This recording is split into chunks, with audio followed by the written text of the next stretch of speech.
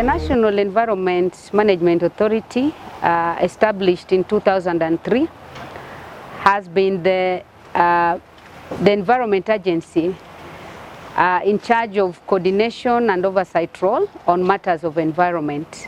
In one of our mandates as the authority on matters of environment is to safeguard the quality of the environment, and one of the key ways of achieving this is through aspects of compliance, inspections and monitoring, of which the mining sector is a critical sector in our undertakings.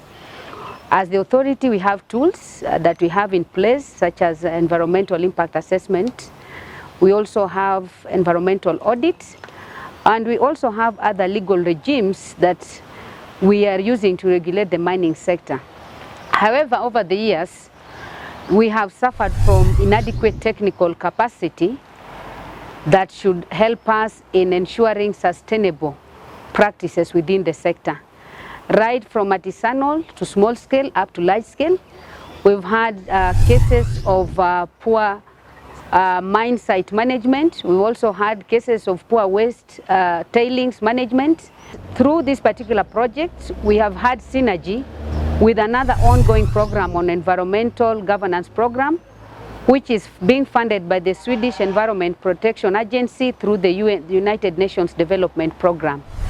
So in that regard, one of the key particular projects that this particular team, that is Marcella and Regan, undertook was the development of the mine site decommissioning and rehabilitation guidelines, which is now in advanced stage of drafting. And I think they've made quite some progress, which they'll brief you in a short while. Thank you. In October 2018, I got an opportunity to be the first cohort of ITP 308 on mine waste and water management.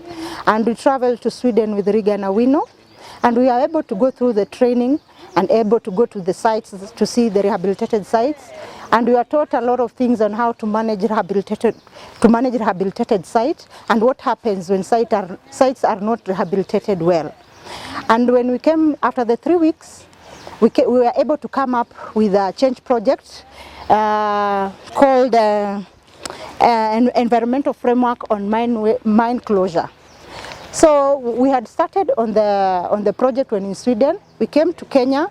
In the next 9 months, we worked on it and came up with a draft. In August 2019, we were able to go to Ethiopia to present our change project that we've been working on for the 9 months. We were able to present it to a panel, and the project, when we came back, it was able to be taken into Nema. After we came from the regional workshop in Addis Ababa in Ethiopia, where we also got new insights and new developments after presenting it to our colleagues from various countries who are participating, together with a larger audience who are in the mining sector within Ethiopia. We got new insights, and when we came back to the authority, we actually escalated this program and merged it with another program called the Environmental Governance Program, which is being spearheaded by the SEPA, the Swedish Environmental Protection Agency, through UNDP Kenya.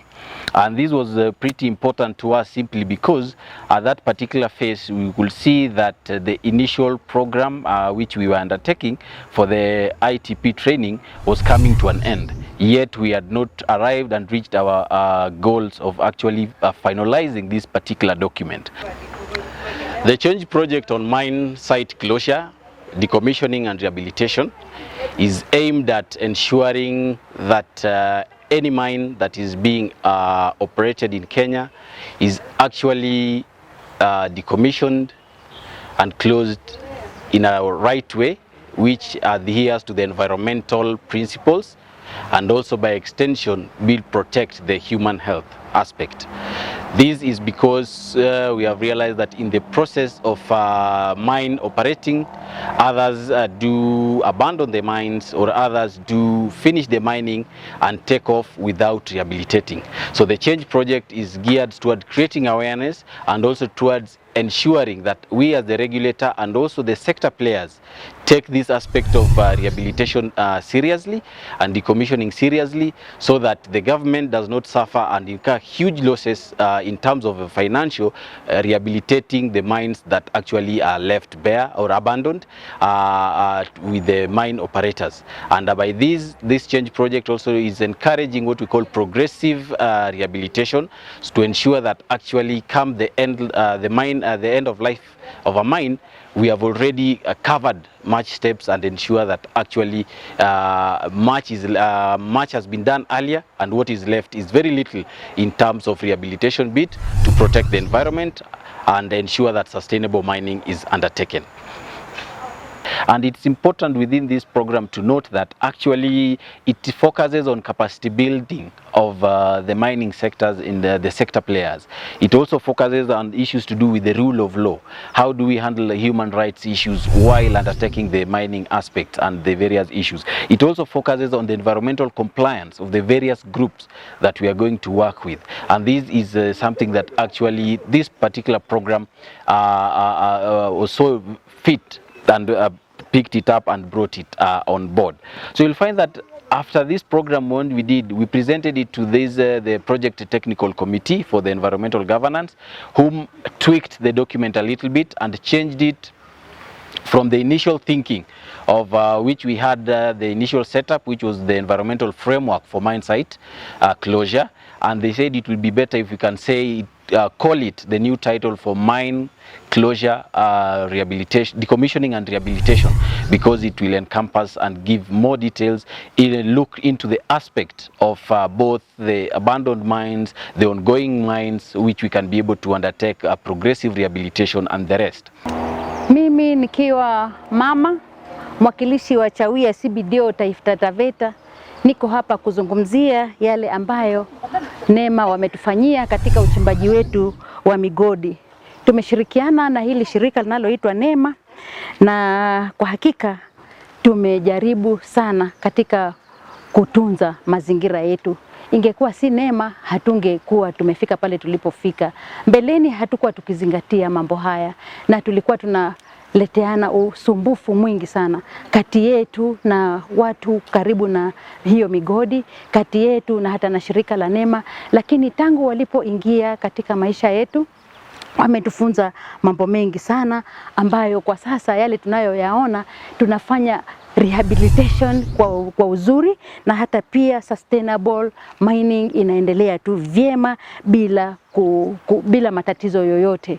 Na nashukuru kwa sababu katika mtaa wetu huu tumekuwa tukizingatia mno sheria na kanuni ambazo zinapaswa katika uhifadhi wa mazingira yetu, ambayo mbeleni hatukuwa tunaona ni muhimu, lakini sasa tunaona ni muhimu. Manake tunapofanya tunapofuata hizi sheria na kufanya yale ambayo tunapaswa kufanya, mazingira yanaendelea kuwa mazuri, na pia mimito inakuwa mizuri, na pia hakuna mkurumbano ama mapigano kati ya wenye kuchimba migodi na watu ambao wako karibu na hapo. Kwa hivyo heko sana kwa Nema kwa yale ambayo wametufanyia.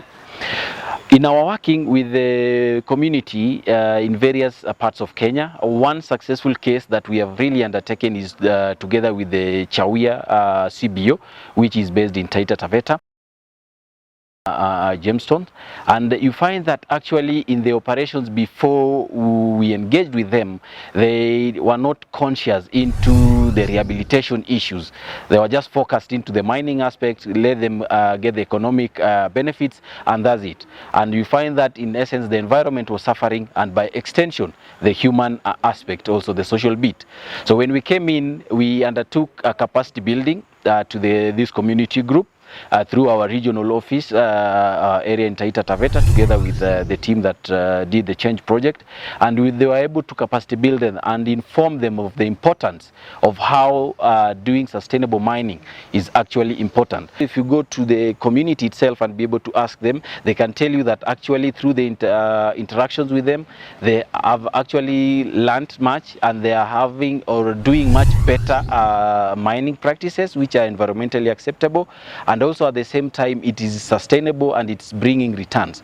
Mimi kama mkazi wa Chawia CBO hapa Taita Taveta, nimeshukuru sana Nema kwa hiyo training wametupatia, kuturahisisha kuendelesha socio-economic activity yetu ya mining hapa tuna mine gemstones, na wametufunza kwamba tukishafanya kazi yetu ya mining tunaweza kuwa tuna rehabilitate hiyo area, ndo tukiendelea mbele in the long term hii kazi yetu ya mining iendelee for many more years to come rather than ikuwe unsustainable.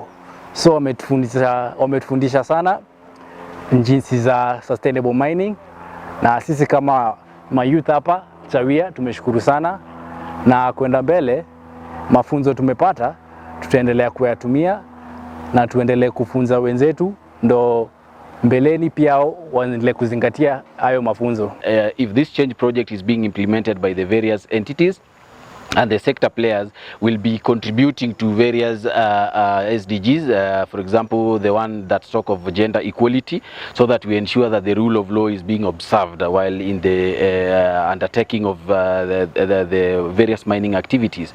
And also it's also related to the one SDG on life on land, which is also very important because mining activities are being taken on land. So it's prudent that actually that one also has to be taken care of.